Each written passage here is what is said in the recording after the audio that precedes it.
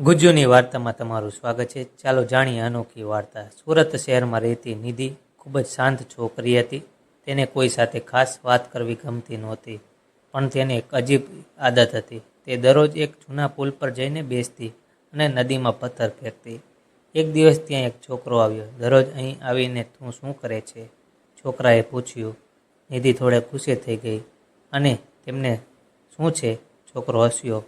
Okay, પણ આવતીકાલે પણ આવીશ, કારણ કે મને જવાબ જોઈએ છે। બીજા દિવસે પણ તે આવ્યો, ત્રીજા દિવસે પણ તે આવ્યો, પણ આખરે નિધિ બોલી, હું અહીં મારા પપ્પાને યાદ કરવા આવું છું। આ જ જગ્યા પર તેઓ મને લાવતા હતા। છોકરો થોડો શાંત થઈ ગયો। સોરી, મને ખબર નહોતી। તમારું નામ? નિધિએ પૂછ્યું। વીર। એ દિવસથી બંને રોજ મળવા લાગ્યા। ધીમે ધીમે હાસ્ય, મજાક અને પછી લાગણીઓ। વીર નિધિને હસાવતો અને તેની ઉદાસી દૂર કરતો।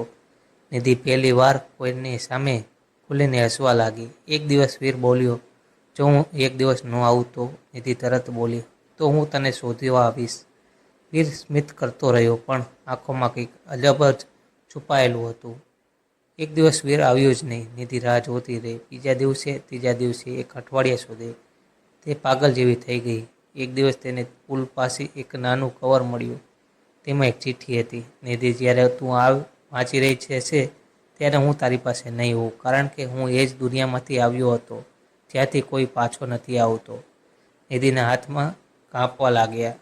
હું તારા પપ્પાનો મિત્ર હતો અને જ્યારે તેઓ ગયા ત્યારે મેં વચન આપ્યું હતું કે હું તને ક્યારેય એકલો નહીં છોડવા દઈશ, પણ હવે તું મજબૂત થઈ ગઈ છે અને હવે મારે જવું પડશે।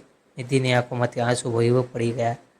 તે તરત પાછળ વળી, પણ ત્યાં કોઈ જ નહોતું। હવે ફક્ત પવન અને યાદ। એ દિવસ પછી નિધિ ફરી એ પુલ પર ગઈ, પણ આ વખતે તે રડવા માટે નહીં, સ્મિત કરવા માટે, કારણ કે હવે તેને સમજાયું હતું, સાચો પ્રેમ હંમેશા સાથે નથી રહેતો, પણ હંમેશા દિલમાં રહે છે। જો સ્ટોરી મજા આવી હોય તો ચેનલને સબસ્ક્રાઈબ કરજો દોસ્તો। ધન્યવાદ।